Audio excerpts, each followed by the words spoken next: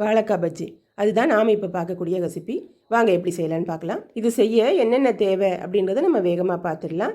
இப்போ நம்ம வச்சுருக்க இந்த கிண்ணத்தில் 2 கிண்ணம் கடலை மாவு, 3 ஸ்பூன் அரிசி மாவு, தேவையான அளவு காரத்துக்கு தனி மிளகாய் பொடி, கலருக்காக கொஞ்சமாக மஞ்சத்தூள் போட்டுக்கலாம். கூடவே அதுக்கு தேவையான அளவு உப்பு.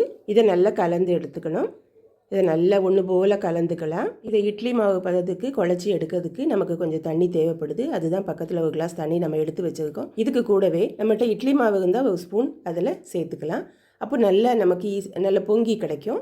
அந்த பஜ்ஜி கடையில் உள்ளது போலவே நமக்கு பொங்கி கிடைக்கும். இப்போ இந்த தண்ணியை ஒன்றா ஊற்றிடாமல் கொஞ்சம் கொஞ்சமாக ஊற்றி கலக்கணும். ஏன்னா அதிக தண்ணி வந்துடுச்சுன்னா நமக்கு அந்த பஜ்ஜி பக்குவமாக கிடைக்காது. அதனால கொஞ்சம் கொஞ்சமாக ஊற்றி அதை கலந்து கொடுக்கணும். இப்போ நம்ம ஒரு கிளாஸ் ஃபுல்லாக தண்ணி எடுத்தோம். அதில் நம்ம 3/4 கப்பு தான் சேர்த்தோம். அதுவே நமக்கு போதுமானதாச்சு. இந்த பஜ்ஜினுடைய ஸ்பெஷல் ட்ரிக் என்னென்னா இந்த எலுமிச்சம்பழ ஜூஸ். இந்த எலுமிச்சம்பழ ஜூஸ் நம்ம கொஞ்சம் பிழிஞ்சு விடும்போது அது லைட்டாக புளிப்பு சுவையோட நல்ல அந்த பஜ்ஜியை நல்ல மினுமினுப்பாக நமக்கு கிடைக்கும், கடையில் கிடைக்கிறது மாதிரி. இப்போ நம்ம பஜ்ஜி செய்கிறதுக்காக மாவை நல்லா கலந்து எடுத்துட்டோம். நம்ம இந்த கப்பு ஃபுல்லாக தண்ணி எடுத்தோம். அதில் 3/4 கப்பு தண்ணி தான் அதுக்கு தேவைப்பட்டது. எப்போவுமே மாவு கலந்த உடனே நம்ம பஜ்ஜி சுட தொடங்கிடக்கூடாது. ஏன்னா அந்த மாவு நல்ல பக்குவமாக எல்லாம் ஒன்று சேர்ந்து கிடைக்கும். அதனால் ஒரு 10 நிமிஷமாவது அதை மூடி வச்சிடணும். இப்போ நீங்கள் பார்த்தீங்க இல்லையா, இது போல தான் அந்த மாவு கூட பார்த்தீங்களா நல்லா பளபளன்னு மின்னுது. நம்ம இதில் இயற்கையான விஷயங்கள் தான் சேர்த்துக்கோம். எதுவுமே நம்ம செயற்கையான கலர்பொடி எதுவும் சேர்க்கலை. நம்ம எப்பவும் அன்றாடம் பயன்படுத்தக்கூடிய உணவு தான் இதில் சேர்த்துக்கோம்.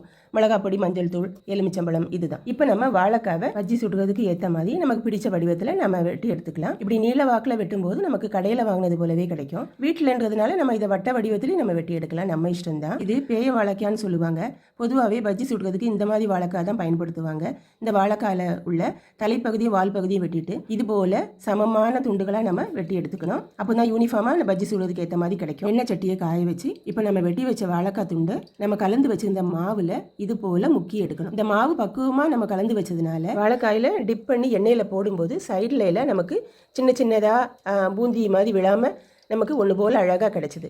மாவு தண்ணியாகவும் ஆகிடக்கூடாது, அதே நேரத்தில் திக்காகவும் ஆகிடக்கூடாது. அப்போ மீடியம் திக்னஸில் பண்ணும்போது இட்லி மாவு பதத்துக்கு மீடியம் திக்னஸில் பண்ணும்போது நமக்கு இது போல் கிடைக்கும். இதோ நம்ம பஜ்ஜி மாவு முக்கி போடும்போது சைடில் எந்த வகையிலையும் நமக்கு சின்ன சின்ன அந்த மாவு சின்ன சின்ன பூந்திகளாக வளைஞ்சி விழலை. நம்ம எடுத்து வச்ச மாவினுடைய அளவும் நம்ம கலந்து வச்ச பக்குவமும் நல்லா இருந்ததுன்னா இது போல் தான் நமக்கு கிடைக்கும். எப்போவுமே எண்ணெய் சட்டி வச்சதும் 1-2 தான் போடணும். அதிகமாக நம்ம போட்டோம்னா அந்த எண்ணெயோட அது பிகினிங் ஸ்டேஜஸ் தொடக்கத்தில் அந்த எண்ணெய் சூடாகாமல் இந்த மாவை போடும்போது நமக்கு நல்லா கிடைக்காது. முதல்ல 1 போட்டு எடுத்துட்டு எப்படி வந்ததுன்னு பார்த்துட்டு நம்ம அடுத்தடுத்து போடும்போது அதிகமாக செய்யலாம். இதை பார்க்கும்போது நம்ம வீட்டில் தான் செய்தோன்னு சொன்னால் நம்ப மாட்டாங்க. கடையில் செய்த அதே பக்குவத்தில் அந்த பஜ்ஜியும் பாருங்க நல்ல மெடிமெடிப்பாக. இதுக்கு காரணம் நம்ம பாதி ஸ்பூன் எலுமிச்சம்பழ ஜூஸு நம்ம கலந்து விட்டது. இப்போ நம்ம கலந்த மாவில் எந்த வகையிலையும் செயற்கையான கலர் பொடியோ ஃப்ளேவரோ எதுவுமே சேர்க்கலை. நம்ம அன்றாடம் சமையலுக்கு பயன்படுத்தக்கூடிய வீட்டு பொருட்களை வச்சு தான் இதை செய்தோம். இதே போல் மாவை பக்குவமாக பிசைஞ்சு நீங்கள் செய்து பார்த்தீங்கன்னா இதே சுவையில் நமக்கு கிடைக்கும். நம்ம எங்கேயாவது வேலையாக போகும்போது டீ கடைகள்லையோ ஹோட்டல்லையோ இது போல் பஜ்ஜியை பார்க்கும்போது நமக்கு சாப்பிடணும்னு தோணும். பரிசை பார்த்துட்டு நம்ம அளவாக தான் வாங்கி சாப்பிடுவோம்.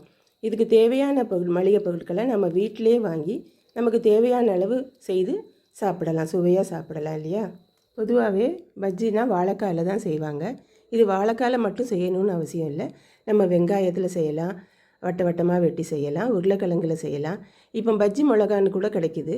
அந்த பஜ்ஜி மிளகாய் வாங்கி கூட இதில் டிப் பண்ணி செய்யலாம். இதோ சுட நல்ல சுவையான வாழைக்காய் பஜ்ஜி கமன்னு இருக்குது. வாங்க சாப்பிடலாம். இதே போல் நீங்களும் வீட்டில் செய்து சுவையாக சாப்பிடுங்க. இது போல் பஜ்ஜி செய்து இதை டீ டைமில் தான் சாப்பிட்ணுன்னு அவசியம் கிடையாது. நமக்கு எப்போ தோணுதோ சுவையாக செய்து சந்தோஷமாக சாப்பிடலாம். இந்த காணொலியை பார்த்ததும் நீங்களும் உடனே வீட்டில் செய்து எப்படி வந்ததுன்னு எங்களுக்கு கமெண்ட் பண்ணுங்கள். நன்றி.